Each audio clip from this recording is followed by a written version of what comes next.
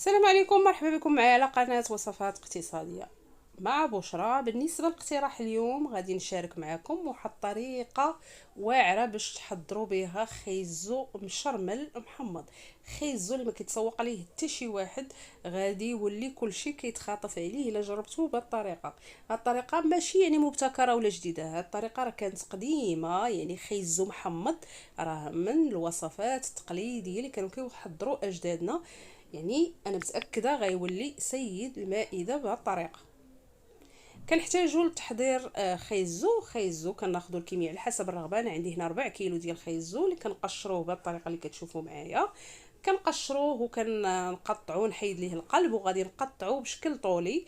غادي تشوفوا معايا في الفيديو كنقطعوه بشكل طولي. خيزوات لا كانوا كبار كتحيدوا لهم القلب كتقطعوهم بشكل طولي وتقطعوهم كل خيزوه قطعوها بالطول على 2 ولا 3، باش تحصلوا على واحد الطريفات اللي يكونوا متساويين.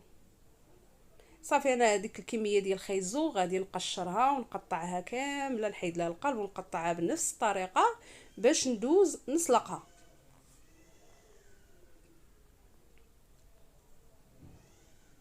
هي بالنسبه لهاد الوصفه راه ممكن ديروا كميه كبيره وتحطوها في الثلاجه وتبقاو فين ما بغيتو كتهزوا وكتشرملوا وكتقدموه كمقبله، وممكن كاع يكون مشرمل وتخليوه في الثلاجه وتبقاو تقدموه. صافي، دابا راه ملي قطعته بنفس الحجم غسلته درته في كاسرونه. غادي نضيف لهاد 4 كيلو معلقه صغيره ديال الملحه، ضروري تضيفوا ليه الملحه وتعمروا عليه الماء حتى تغطاو تغطيو عليه. ديروا شي غطاء فوق ديك الكاسرونه وتحطوا فوق عافيه مهيله حتى يتسلق المده على حسب خيزو. كاين اللي كيزطيب وكاين اللي لا. مره قلبوه حتى تلقاوه تسلق ودخلوا الطياب. عفوا، ملي كيدخلوا الطياب كيتسلق كنصفيه كنحطوه على جنب نخليه يتصفى، وكندوز ناخذ واحد المقله اللي خديت 2 فصوص ديال الثومه محكوكين في الحكاكه رقيقه، وغادي نضيف ليه معلقه صغيره ديال التحميره، نص معلقه ديال الكمون ونص معلقه صغيره ديال الابزار. التحميره كتجي زوينه في هذا الخيزو. البزار والكمون ما تكتروش باش ما يمررش ليكم. وغادي نضيفوا تقريبا واحد 4 المعالق حتى ل5 ديال زيت الزيتون ولا زيت المائده. انا درت خليط بيناتهم بجوج، درت نصف زيت الزيتون ونصف زيت المائده، وحامضه معصره، حامضه كبيره معصره، راه كيجي محمض هو بهذه الطريقه. بالنسبه للحامضه الحجم ديالها كبير، ما يعادل واحد 3 المعالق ديال العصير الحامض. وكنحط عافيه مهيله وكنعطي التحريك. ما نجهدش العافيه باش ما تحرقش ليا ديك الثومه. كنبقى نحرك حتى كنحس بهذيك الثومه طابت وحصلت على واحد الشرموله كطلع منها واحد الريحه واعره. ريحتها كتشهي.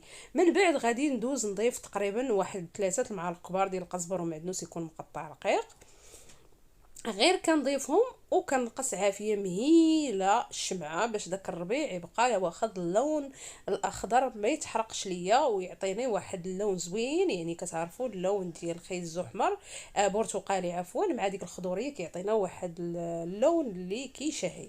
صافي، مباشره ضفت الربيع واحد دقيقه وغادي نضيف داك الخيزو ونعطي تحريكه خفيفه واحد دقيقه ونطفي.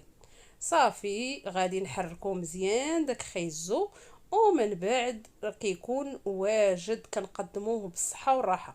هاد الخيزو محمض مشرمل كيتقدم في الصيف، ممكن كطبق بارد كسلطه بارده تدخلوا للثلاجه، وممكن حتى في البرد كيتقدم دافئ. على طول العام كيجي بنين بزاف، بالاخص بالطريقه انا متاكده الا جربتوه حتى وليداتكم غيعجبهم. خيزو ما كيبقاش فيه داك المذاق، ديك الحموضه كتهرس ديك الحلاوه كيولي فيه واحد المذاق عجيب، بنين بزاف.